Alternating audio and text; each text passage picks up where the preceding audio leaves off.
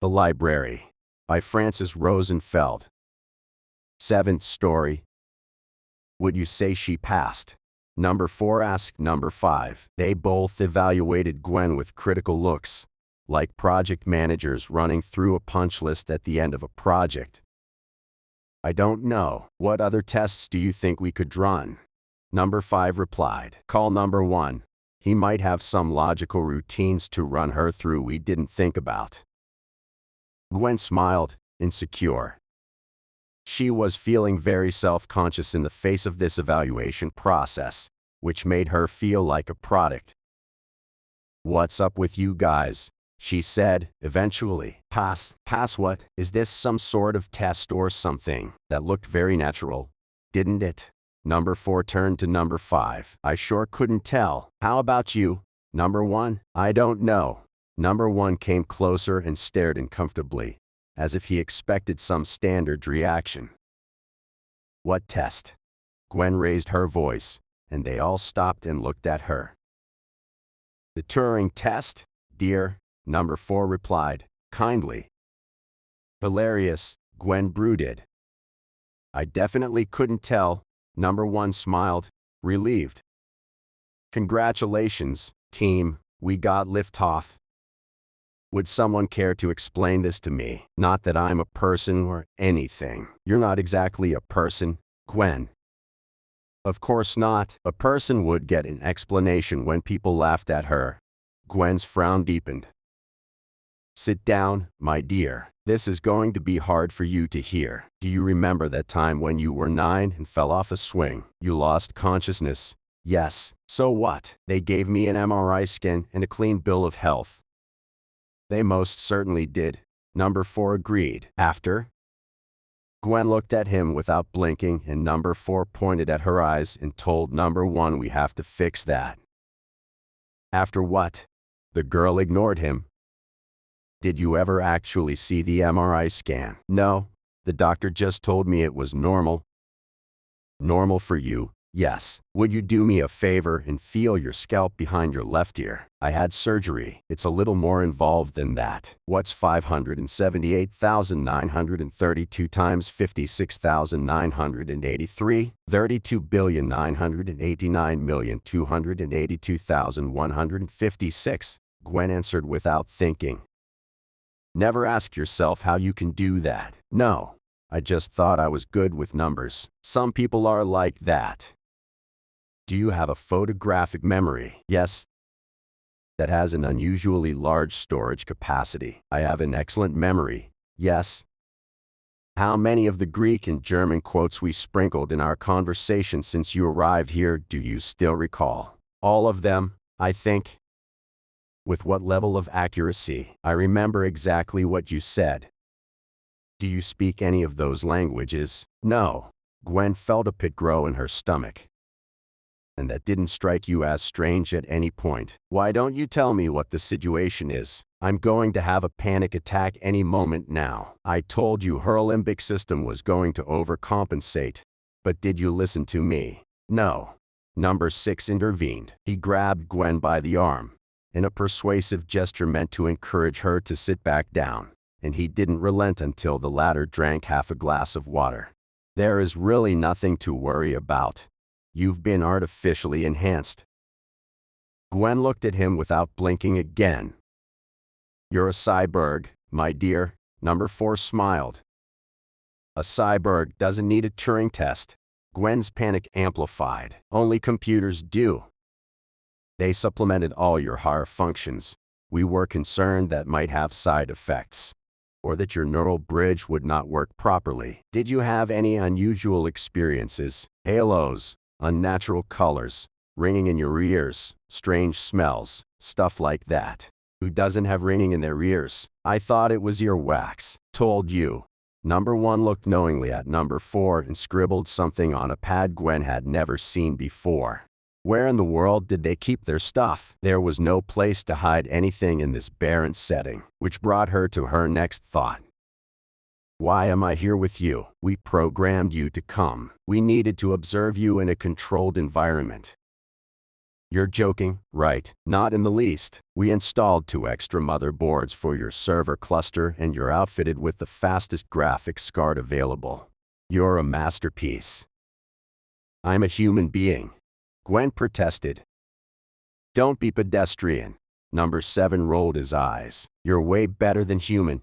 You should be grateful. Did I at least pass your Turing test? Gwen sniffled. Jury's still out on that. Number 1 examined her in critical fashion. They're crazy, Gwen thought, and dangerous, and there are 7 of them. What if they decide to, open me up to add extra hardware? I have to get out of here before they get any ideas, and that's not possible. Face it, Gwen, you're as good as dead. What if they figure you no longer need to eat? For instance, it stands to reason they would. The group spent more than an hour poring over her specs, fighting over speeds and ports and a million other technical terms she couldn't understand. Ignoring her, back in her corner. She almost expected them to cover her up with a sheet, to keep the dust off. Why am I even listening to this insanity? Who in their right mind would believe such a story? They're brainwashing me. This must be a cult or something, for sure. Gwen, focus. You do not contain computer components. You are a normal human being who took a few wrong turns in her life. Whatever happens, you are human. You are human.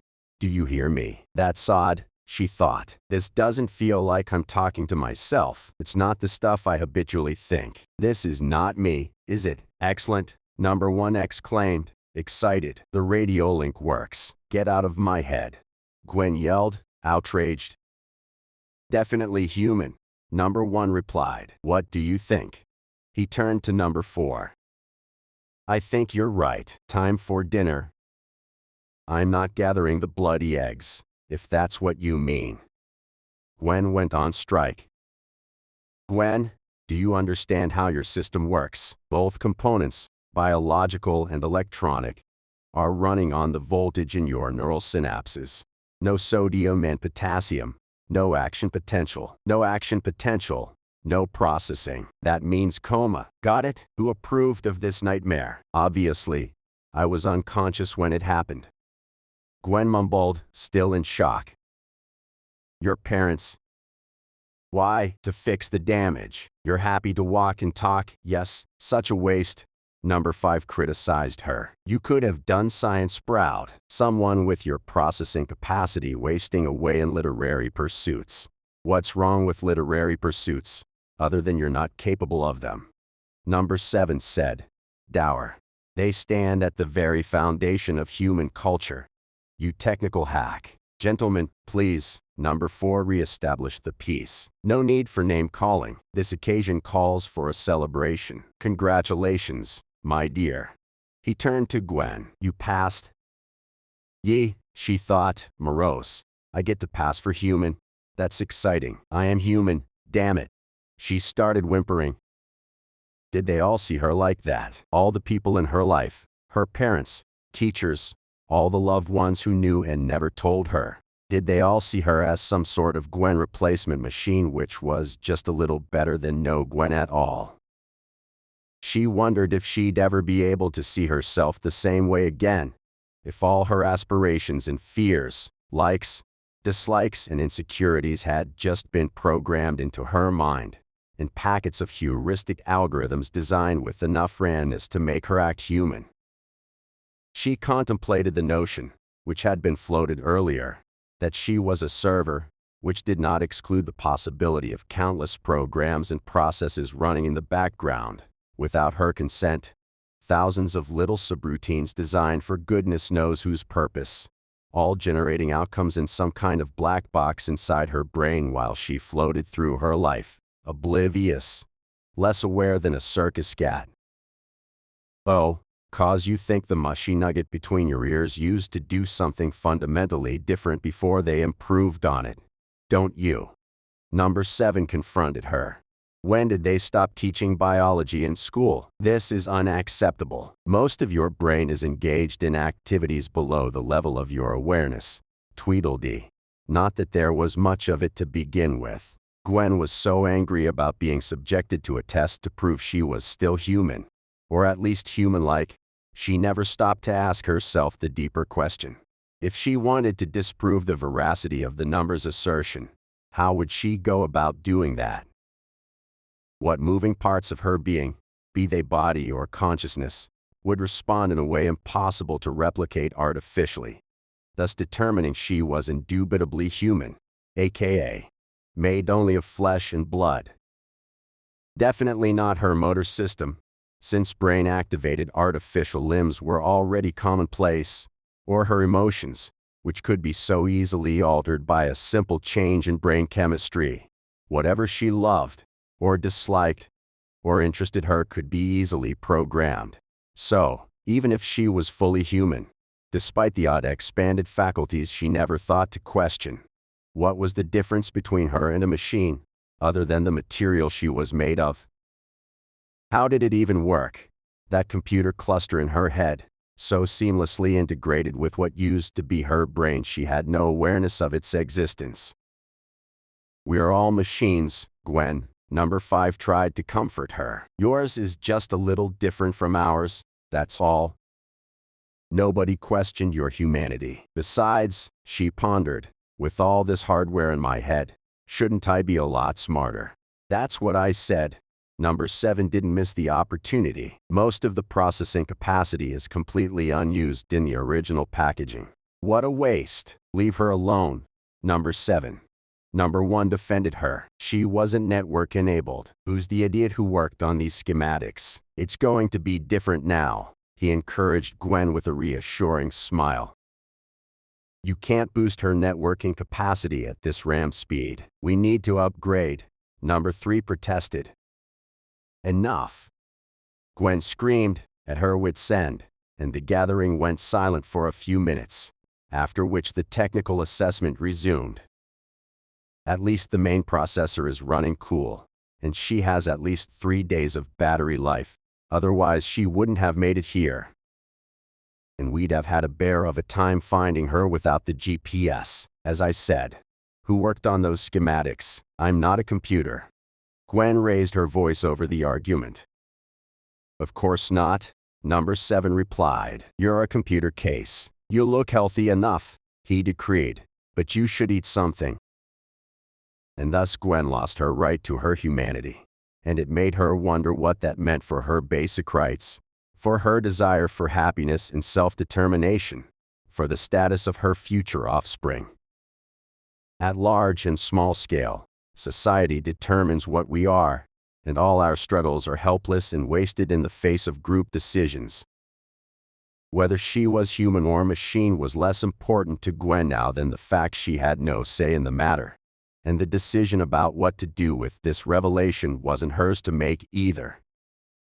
No sane individual ever stops to ponder what would happen to them if their status as a sentient living entity was revoked.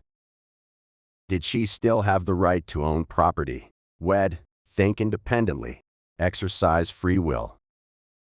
You're overthinking this. Number 4 waved his hand, exasperated. You're no different from who you were yesterday. The only difference is now you know more about your makeup. Just pretend you never learned all this and go about your life. But one can't unlearn things about oneself, or rewind their new frame of reference to its original setup. It is a one-way street, self-discovery, and a slow one. People need time to refashion themselves so they can fit inside their new reality. And, as far as Gwen was concerned, it wasn't every day one found out one was a computer case. Since she had nothing better to do, and couldn't bear the tribunal of technical specifications ruling contradictory decisions over her head 1 minute longer, she went outside to gather the eggs. A couple of chickens approached her tentatively in the hope she might have brought breadcrumbs or bits of greenery, and turned their backs, disappointed, when they realized she had come empty-handed. Gwen envied their status of living things, even with a diminished level of intelligence, and their freedom to cluck and scratch in peace, following their instincts, with no need for technical reviews. She stretched out her hand to pet one of them, and the chicken, frazzled, pecked at it hard, making her wince. To her surprise, her first reaction was not to focus on the pain, as instinct dictated, but to question why, during the never-ending upgrades to her brain, nobody thought to dull her pain receptors to the point where pain became a harmless warning signal. So much for her being the valiant conscientious objector who rose in outrage to defend the characteristics of her humanity.